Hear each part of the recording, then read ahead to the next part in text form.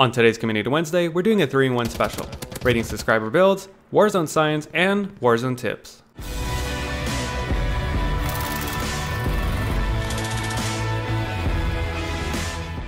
Lately, I've seen a lot of emphasis on aiming stability, and while it is important, I wanted to clear up why it's important and how much we actually need. And then I want to talk about why you should always run suppressors unless they're in extremely specific circumstances. But first, let's rate the build, and you'll see why I included the other topics. This week we'll be looking at another Fin LMG. It has an emphasis on aiming stability and basically only aiming stability. That's why I'm calling this build the Max Aiming Stability Fin. If you guys want to read the description of this weapon and all of the details, you can pause it, but I will be moving on right now. In the build, we've got the XRK Longshot Advantage, the TAC Laser, Tactical Foregrip, XRK Citadel, and the Scout Combat Optic. It's supposed to have no idle sway, very little horizontal recoil, it's dubbed the most accurate gun in the game. And he says it's not really viable, but very fun. So let's look at the stats and see what actually happens. For the first time ever, I'm including a stealth modifier because this doesn't have a suppressor. Because it is a long-range, fully automatic weapon, it will get an immediate stealth modifier of -50. Since I've done a full stat guide on the Fin, a lot of the stats are very similar if not the same, so I'm going to be going really quickly through this. Basically, since most of its attachments don't affect ADS or movement speed, it will be slightly better than my optimized build. But also remember, it has a lower magazine cap, and even though it does, it's still the same reload time for some reason. The biggest notable difference is its bullet velocity is much lower than my optimized build. And then you'll notice it has a stability of 0.2T, which is extremely great and the best I've ever seen out of anything other than a sniper holding its breath. So it gets a total mobility score of 28. As for recoil, it's extremely manageable as expected, but it still gets a recoil score of 50 because you can't get a score higher than 50.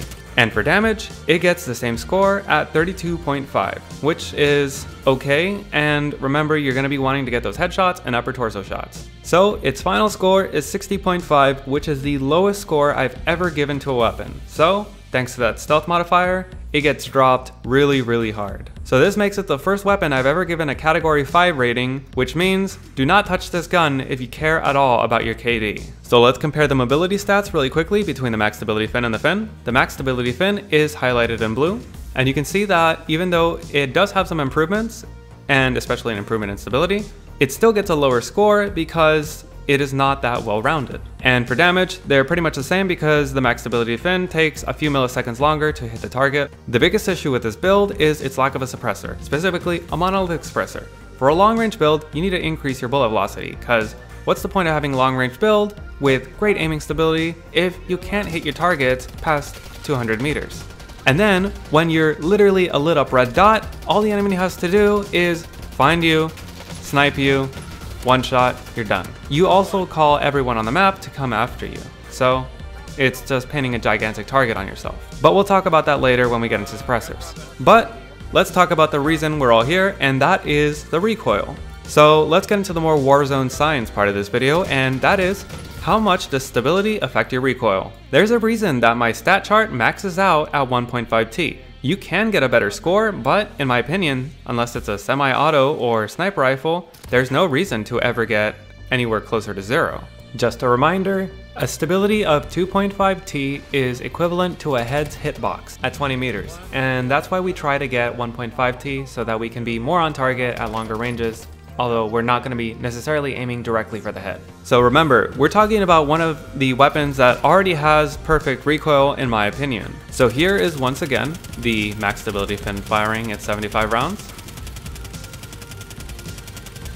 And here we have my optimized Fin, although I will note that I removed the 100 round mag, so it only has 4 attachments right now. So here is what the pattern looks like, and here is the Max Stability Fin again at 40 meters. And here is the optimized build at 40 meters as well. So let's compare them directly. In the first test, we can see that if we line up the first shot and the last shot, both the Max Stability Fin and the optimal Fin have the same vertical recoil. I decided to throw in the optimal Fin with 100 rounds, firing both 30 and 100 just to show that it's still pretty much the same. You can definitely note that the Max Stability Fin pretty much goes straight up with very few left and right pieces here and there, but the optimized Fin does a slow S curve as it fires up. Remember though, part of the reason this gets a recoil score of 50 is because it fires so slow, and this is literally the easiest recoil to control. But since we know that vertical recoil is the same, let's look at horizontal recoil because it is definitely different. And if we back up to 40 meters, we can get a bigger surface area so we get more pixels to count, which would be more accurate.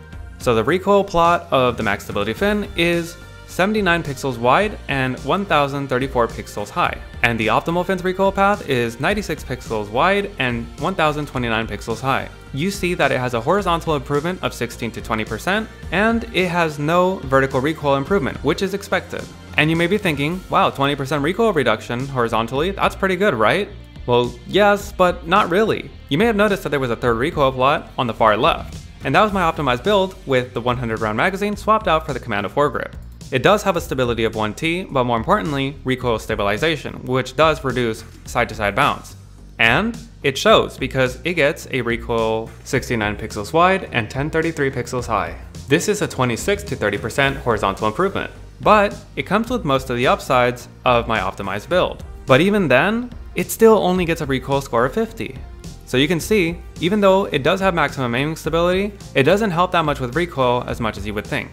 But now you may be thinking, wow, that Commando build really has great aiming stability and a 26 to 30% recoil reduction. But is it really worth it? Especially when you consider that's a 30% reduction to pretty much already perfect recoil. Well, let's see what happens when we compare it to literally any other gun in the game. The M13 has a recoil score of 50, the Fin has a recoil score of 50, the Kilo has a recoil score of 50. Next up is my Holger build with a recoil score of 48, although I will say the MG82 has a recoil score of 49. The Grau has a recoil score of 47, and the M4 that most people say has no recoil, that only has a recoil score of 37. And the list keeps going on and on and on. You don't need more than a 50 recoil score. With the Fin and the PKM, I'm generally hitting targets at 200 meters, not just because of its great recoil, but because of their great bullet velocities. Realistically, the only thing that can take me down when I'm using either of those things is a sniper rifle. But if I were to show you the aiming stabilities of most of the weapons that have a recoil score between 40 and 50, you would see that they're all around 1.5, plus or minus 0.5. But let's move to suppressors. I'm going to show you a few builds that you run without suppressors sometimes, and let's see if you spot a pattern. It's not just that they're close range weapons, but they also have an insane TTK. With these, you're basically going to be instantly deleting someone within 10 meters, and you're going to probably fire a few shots. So by the time people check their map, the dot's probably already disappearing. When compared to the Fin, if you are hitting limb shots, you're going to have a TTK of over 1 second, and the dot stays on the map for 2.5 seconds. So that's 3.5 seconds that you're on the map, assuming you're hitting every shot. And now you may be thinking, so can I run a sniper rifle without a suppressor since I should only need 1 shot? No, because if you miss, then you're a literal painted dot and the enemy probably has teammates and they know exactly where you are now. And even then, the suppressor there is there to help you with your range and velocity. You want to work with your gun, not against it. Each weapon is good at something, usually. So you just want to help that a little bit, but don't go all in on it. Like the Fin, it needs better bullet velocity, and its recoil is great, so if you add the long shot barrel, it increases all the thing is good at in just one attachment. And then the suppressor is there to help it even more, and obviously to keep you off the radar. But we do help the other stats that it's not too good at with other attachments, like it has a bad reload time, so we put more bullets into the magazine so we have to reload less. And we use the tac laser to reduce that ADS time because it is pretty bad. And then we use sights like the Candid Hybrid or the VOK because things like the Candid Hybrid give us the most recoil reduction, and things like the VOK give us still good zoom while not increasing our FOV too much, at least if you are playing on affected FOV. Like, I cannot describe the amount of times that I was killed while I was trying to get all 75 bullets into a wall. And even if I was successful, the enemy knew where I was, so when I was trying to put the suppressed 75 rounds next to it, I was often just killed immediately.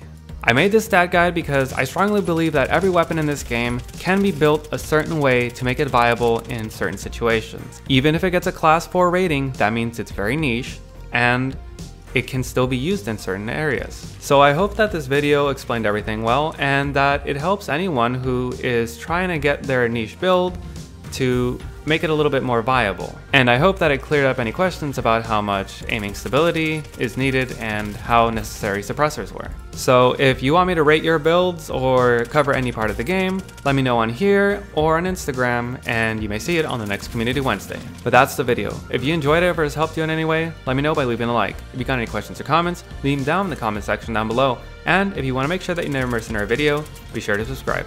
Thanks for watching.